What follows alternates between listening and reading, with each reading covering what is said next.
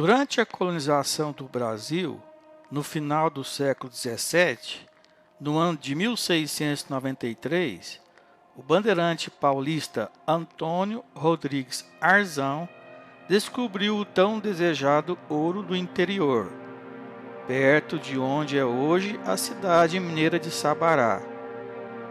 E nos anos seguintes, novas minas de ouro seriam descobertas. O ouro dos rios e das encostas das serras, no interior da terra. Com quase 200 anos de atraso, enfim, o ouro tão desejado por Portugal no Brasil.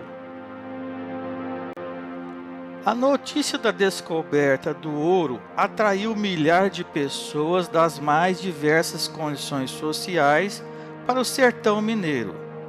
Vieram pessoas de Portugal, do Rio de Janeiro, da Bahia, de São Paulo e de outras localidades do Brasil colônia, atraídas pelo sonho do enriquecimento fácil.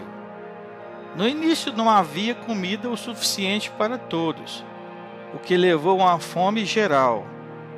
Assim, as áreas da mineração ficaram densamente povoadas, o que fez surgir vilas ao seu redor, como Vila Rica, hoje conhecida como Ouro Preto, Sabará, São João del Rei, Mariana, entre outras. Na mineração, houve vários conflitos na disputa pelo ouro. O maior deles foi a Guerra dos Emboabas, no início do século XVIII, conflito entre os bandeirantes paulistas, descobridores do ouro, e os forasteiros, também chamados de Emboabas. A guerra terminou com a vitória dos forasteiros, o que obrigou os bandeirantes a se deslocarem para procurar e explorar ouro em Goiás e Mato Grosso, onde descobriram novas jazidas. Diante dessa situação, todas as áreas de exploração do ouro no Brasil, colônia, passaram ao controle do governo português, que enviou funcionários acompanhados de tropas armadas até os dentes. Em face da mineração, o rei de Portugal, Dom João V, criou no Brasil, no início do século XVIII, a Intendência das Minas, órgão encarregado de controlar a exploração do ouro, cobrar impostos, bem como julgar os crimes praticados na região.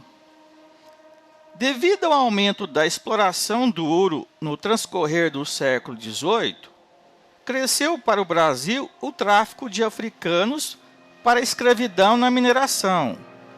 O dia a dia dos escravos na mineração era terrível, caros estudantes.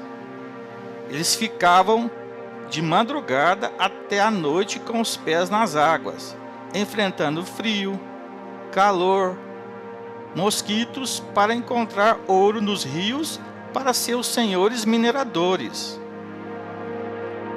A Intendência das Minas criava e cobrava vários impostos.